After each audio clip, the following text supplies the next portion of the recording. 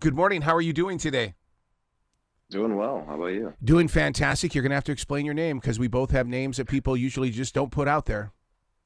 Fair enough. Yeah. My name's Devix, musician in central Pennsylvania, and I come from a background in music and video games, as in creation and development and design, and that's kind of where the name came from. Don't you love tapping into that energy of creativity? And it's like people that really believe in it don't let things stand in the way. 100%. Yeah. You gotta. I mean, creativity is its own little world, and being able to kind of step into a different plane of existence is just fantastic energy. Well, see, and that's one of the reasons why people are, they're all jacked up about this metaverse and all that kind of stuff. And I go, man, I've been there ever since I was born. I'm a creative person. I go into that little universe, and it's like I don't come out until I want to. Yeah. Right. We've been there. The science of sight and sound. I mean, you're carrying two things with you when it comes to being that audio and visual architect. Yeah, yeah. When I say different plane of existence, it's like legitimately this like you said, architecture wise, it feels like an entirely different makeup than what we kind of see perceptively or hear even perceptively in our day to day. For you to make the jump, that place where you said, okay, this is it. I'm gonna go and I'm going to attempt to be on NBC's The Voice. What did you hear in your heart that where you finally just opened the door and said, here I am? It came from a lot of background of I think it started with like a hey, like what do you have to lose? Why not try it out? Why not just give it a shot? And then the further you kind of dive in to the process, the more you're like just reassuring yourself that it was the right path. So it really came from just I don't know, I guess there was just no reason not to do it. And I Mm-hmm. think that was just like the biggest step forward. And I took a dive in, and I'm just super happy with the decision. It's one of those things where creative people are, and I'm not going to call it a full addiction, but it's almost like we're addicted to excitement. We're standing on the cliff, and it's like, let's just do it. Let's find out if we can really fly. Right. Yeah. Now, one of the things on my last book, what I did was I wrote music and wrote the book at the same time. You seem to be that type of a person too, where you could actually create using all forms and shapes of your brain. Yeah, I think like I keep referring back to it already, but like that whole different plane of existence thing, I think once you are fully I don't know what the word is I'm looking for here, but like through the creative process, we figure out what we want to lay our setting out to be. So for me, it's like turning out the lights and working with some of the artificial lights that come from some of the machinery that we work with, the Mm-hmm. hardware and stuff, Mm-hmm. and just having that weird blend of like I'm not really in this room in this space right now. I'm doing my own thing. We start there and uh, kind of let it just like flow. Like it's so hard to explain because it really is just something you are experiencing and feeling more so than um, something you can write out. And it's just one of those things you have to try Right. or do. Right? Yeah. Right. See, and that's every reason why I keep a what I call a defrag journal. After each day of creativity, I sit down and then I sit there and I document the things that happened. How did I reach this point? Why? How can I get back to this area? Where was I going with this? Why didn't it work out? Do you question yourself and things like that? I want to call it questioning. Do you explore like that? In a way, sometimes I find myself kind of regretting in a way, not like journaling it Mm-hmm. almost, where I'm like, okay, we knew we had this type of experience at this moment. What are ways that we can revisit that? What are ways that we can get right back into that experience the way we did before?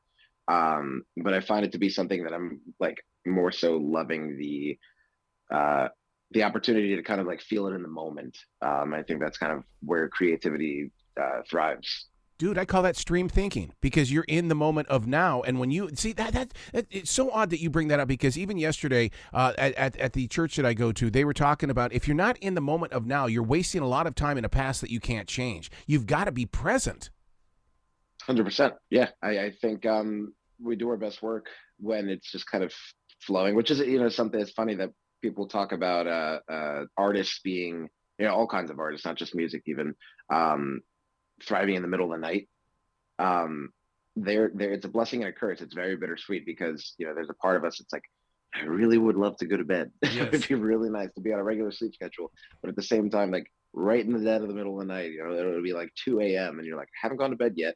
I'm going to get ready for bed, and then 5 seconds later, 5 minutes in, you're like, oh, man, I got 14 to 15 different ideas, thousands of neurons firing in different directions in your brain. And you're like, got to get up, got to be in the moment, got to use this energy, got to use, that's your spark right there. You got to use that. I get, when people say, yeah, I slept in until 11, 12 o'clock. You what? You missed out on a huge part of your day. Yeah, I mean, I don't understand right, you. right. You should be waking up at 5 p.m. And if you're not, you're doing it wrong. Now, coming from the Queens area, the music history there has just been absolutely unbelievable throughout all the years. I mean, from the big band all the way up to the present day. You're slipping inside that history. So yeah, it's a strange ride because when I was born in Queens, and I was only there till I was 8, and then I moved down to North Carolina. Actually, ironically, he was saying that you were coming out of North Carolina. I was down there for just 4 years or so, and then we moved up to York, Pennsylvania, and I've been there ever since. And I've gone back to Queens to visit quite a bit, Oh, but I wow. haven't gotten a ton of time to um, really dive into their entertainment or the culture that I was born into, really. Um, so it's been so strange because I'm from this big city, but the majority of my life now at this point has been a small town, local business type setting. What part of Carolina were you in? Greenville. We Green, I didn't know get a lot Greenville. of Yeah. time to explore. Yeah. Yeah, we didn't get a lot of time to explore, and it was kind of tough to get around. Those started like really opening our eyes to, hey, it's not so easy to get around. Because my mom was born in a wheelchair, or not? Hmm. Sorry, she wasn't born in a wheelchair, but she was born and then she had to be in a wheelchair. She has cerebral palsy, Hmm. um, and so like going through New York is a ton easier to navigate. But we're talking, moving off to an area that's this weird.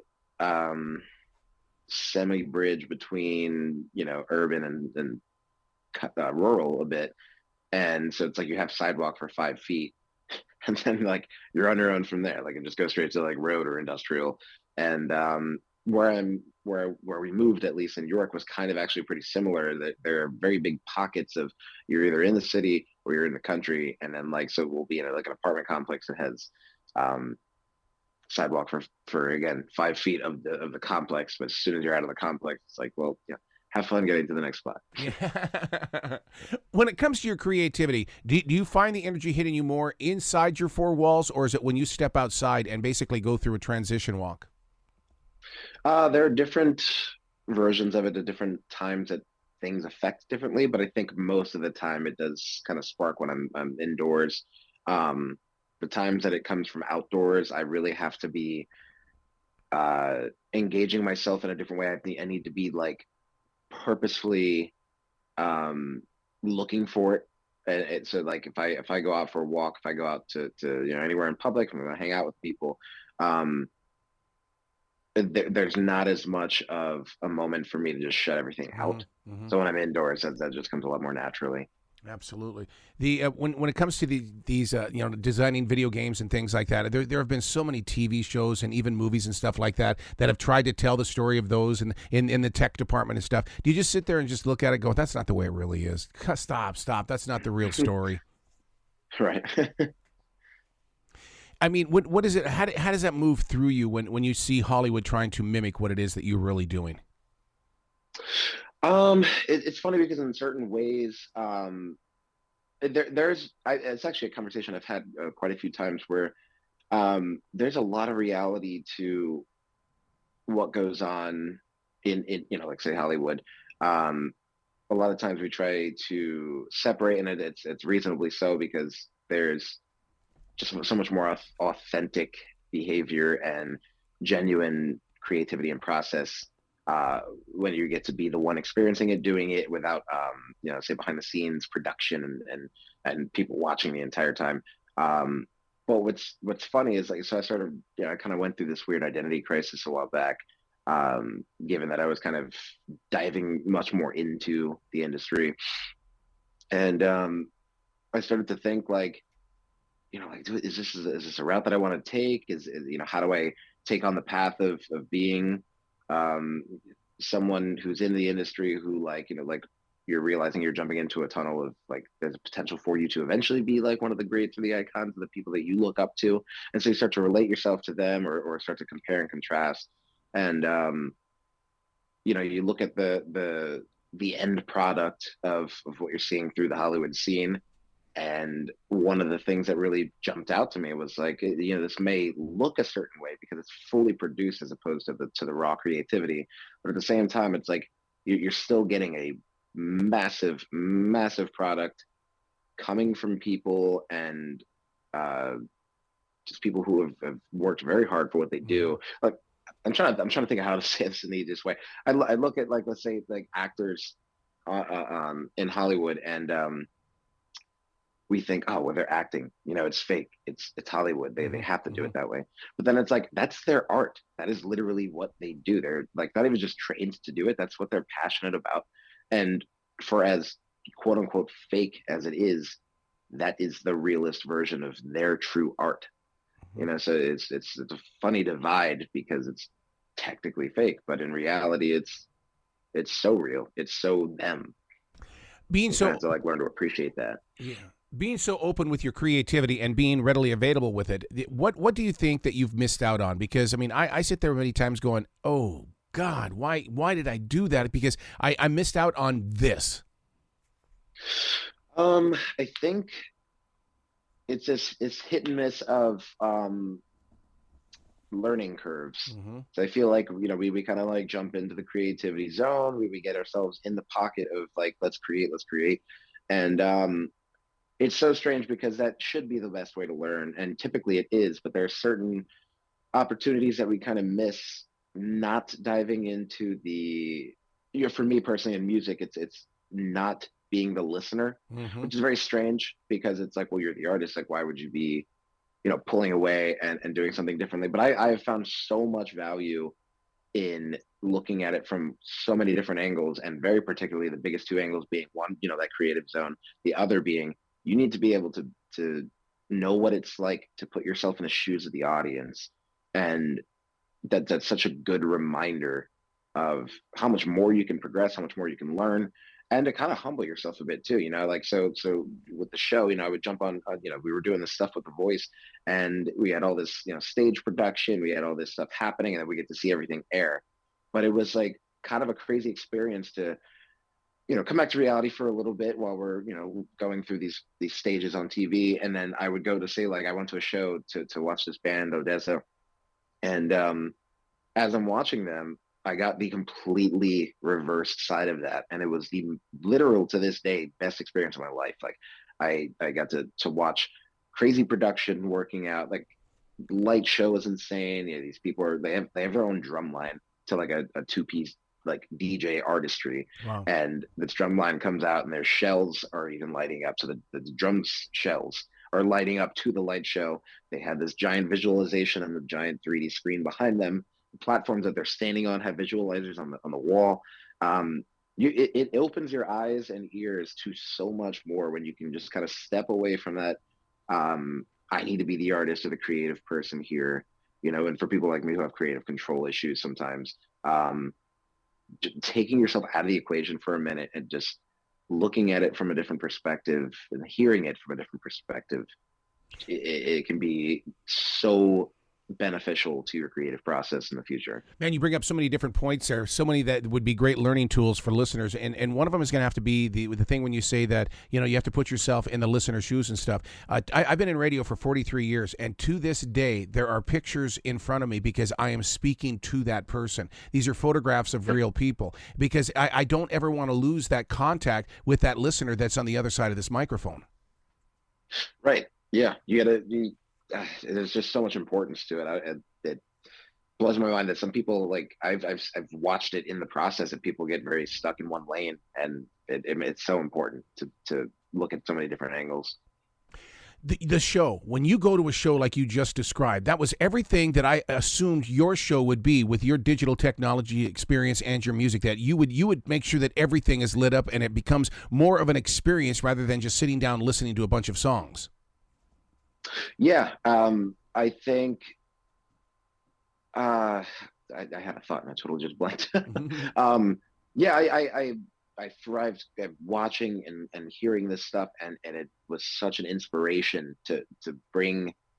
You know, it's funny because I went through the show's process first, and then I went to go see this concert. I've been to shows before, but this was like a totally different experience. It was like much more almost theatrical for Mm. this alternative EDM experience, which is very, very, very different than a lot of the stuff that I've listened to. I've listened to, you know, bands that are working together on stage doing all of this work per instrument, and you know, on the fly. Everything that's happening is 100% happening from the instrumentation and voices, and to go and do this different experience where it was almost like this live movie type thing. You know, oh my god, it was insane. It was a great experience. But yeah, you know, like I go through things on the show, and then I go and I watch something like that, and at least per like live shows, and you know, we'll see what happens with this show here. It's so incredible to take an experience that was given to you as an opportunity to grow and experience and listen to, and just to kind of live through, and then take that and go on to your next show and Yep. say, Yep. I want to do that. I want to be the one creating that experience for somebody else, and I want to give people the opportunity to experience what I just experienced over there. It's phenomenal. When you say that you're in control of things, are you the type of person? Because I know I am. It's like, you know, somebody will warn me and warn me and warn me, and I finally have to turn around and say, "Look, it's mine to make a mistake with. It's not yours. Let me make the mistake because I'm going to grow from that mistake." I find it to be I was going to say bittersweet again, but I feel like there's a better word to use. Without digging for that word, it's mostly bitter. I think Yeah. I really enjoy being able to take a ton of different, you know, directional choices, and create from different boundaries that I'm setting for myself, and just like work with myself altogether. Um, but that's also my biggest flaw at times. You know, a lot of people have like, well, why don't you start a band, or why don't you do this? And a lot of the time it's just like, I don't, it's gotta be a good mesh. But the other thing too is like when you're starting a band or you're working with other people, there's gotta be this natural chemistry. There's gotta be a natural, you know, art form that is shared between people. And it doesn't need to be that you guys need to be so similar together, or that you need to 100% be able to just instantly mesh. But it's like a relationship, you know. Yep. It's like there's work to be done, but there's also got to be a lot of good chemistry. So it can be hard to break that creative control habit. Devix, you got to come back to this show anytime in the future. The door is always going to be open for you. I appreciate you. Yeah. Well, I appreciate this conversation because I love talking real, honest to God creativity with people, and you were not afraid to go there. No, not at all. Yeah, there's so much behind the scenes, and there's a lot of brain to pick, I think, for any artist. Yeah, I that's not a thing we get to talk about too much, because sometimes it doesn't interest the person like jumping into the Yeah. conversation, but then you realize how much it's beautiful behind the psychology of it. So Will you be brilliant today, okay, sir? yeah, absolutely. You too.